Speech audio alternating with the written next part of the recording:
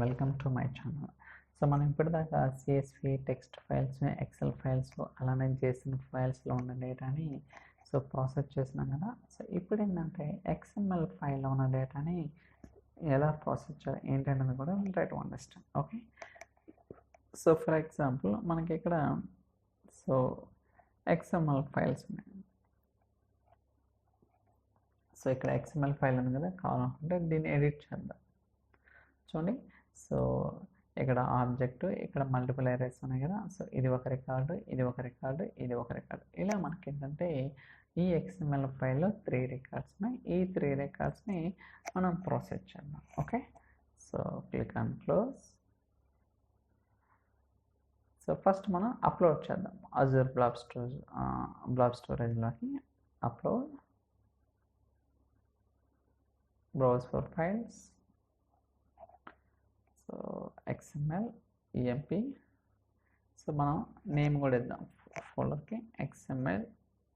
So files data. Okay, files data. So click on upload. Yeah, so మీరు కావాలనుకుంటే ఇక్కడ ఫైల్స్లో ఉన్న డేటాను చూడొచ్చు. సో ఎడిట్, చూడండి, ఇది ఒక రికార్డు, ఇది ఒక రికార్డు, ఇది ఒక రికార్డు.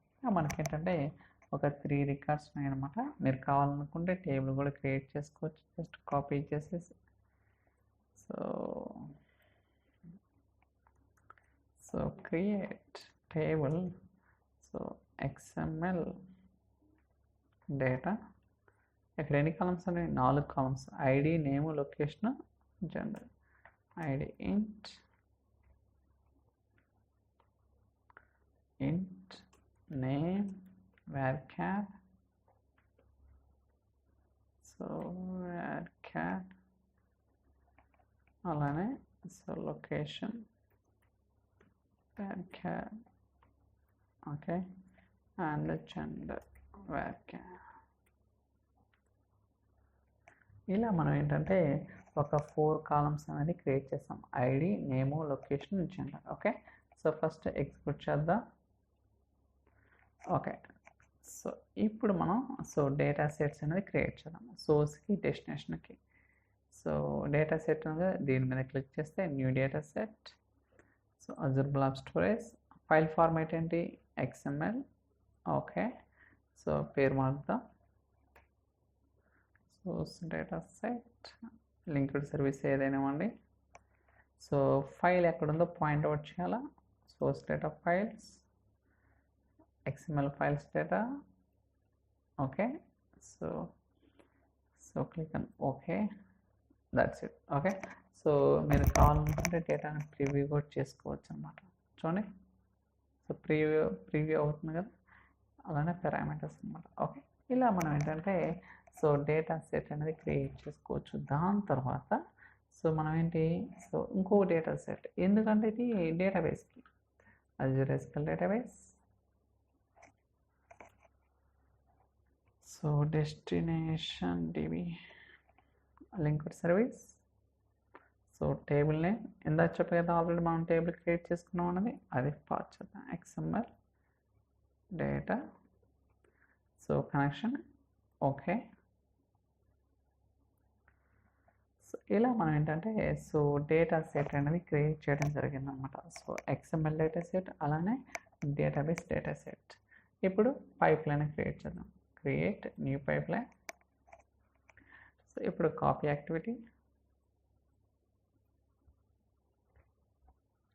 ఓకే, సోర్స్ ఏంటి మనకి? సోర్స్ డేటా సెట్ అలానే destination and mapping. Okay, advance editor, import schema. So మనకి చూడండి ఇలా ఉంది కదా. సో ఇక్కడ ఏం చేస్తానంటే నేను ఇది తీసుకున్నాను, అంటే ఎంప్లాయీస్ అనే ఆబ్జెక్ట్లో ఎంప్లాయ్ అనే అరే అనమాట. ఓకే, ఎంప్లాయీస్ అనే ఆబ్జెక్ట్లో ఎంప్లాయ్ అనే అరే. ఇక్కడ మనకి కాలమ్స్ ఉన్నాయి కదా. సో వీటిలో రకరకాల సెలెక్ట్ చేసుకోవచ్చు. చూడండి, ఐడి, నేము, లొకేషను, జెండర్. ఓకే, సో ఇలా మనం ఏంటంటే మ్యాపింగ్ అనేది చాలా చాలా ఇంపార్టెంట్. సో దాని తర్వాత settings. Okay, to user properties auto generate. So ఇలా మనం ఏంటంటే so XML file and so ఈ డేటాబేస్లో లోడ్ చేసుకున్నాం. సో ఇప్పుడు let me file a select statement. Select start from table name. So no data super, ఎందుకంటే మనం ఇంకా రన్ చేయలేదు కదా. ఇప్పుడు డీబగ్ చేద్దాం. ఏదైనా ఎర్రర్ వస్తే will try to see that. So queue స్టేటస్లోకి వెళ్ళింది.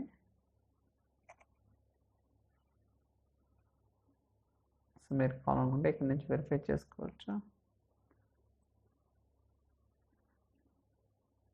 ఒక రికార్డ్ వచ్చింది.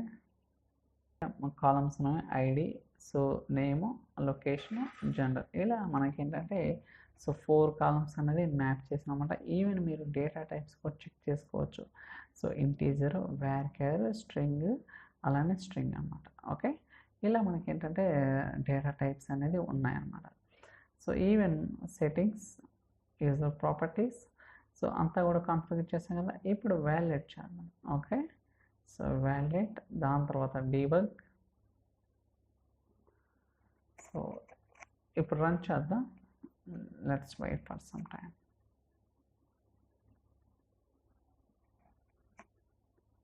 సో లోడ్ అవుతుంది. చూడండి ఎన్ని రికార్డ్స్ వచ్చినాయి, ఇంకొక రికార్డ్ రావాలి కదా. Let's wait for some time. Okay, success అయింది కదా. చూడండి ఎన్ని రికార్డ్స్ ఉన్నాయి.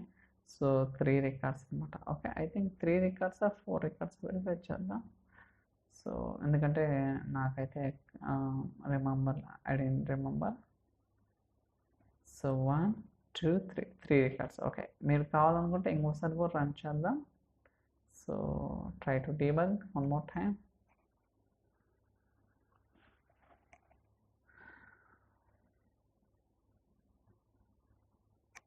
సో రన్ అవుతుంది. Let's wait. In progress.